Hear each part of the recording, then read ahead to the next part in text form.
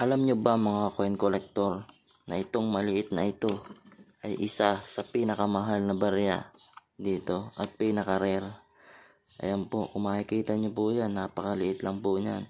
Pero isa po ito sa pinakamahal na pwedeng umabot sa halagang 5,000 pesos. Kung interesado ka po dito, unawain nyo po ang video. Magandang araw po mga coin collector. Ipapakita ko po sa inyo ang mga barya na ating koleksyon. Unahin po natin dito sa 1 peso BSP series.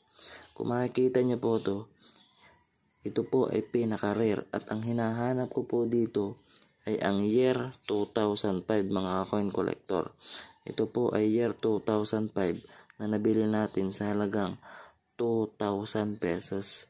Ito po ay year 2005. Rare at hard to find. Kung meron po kayo nito,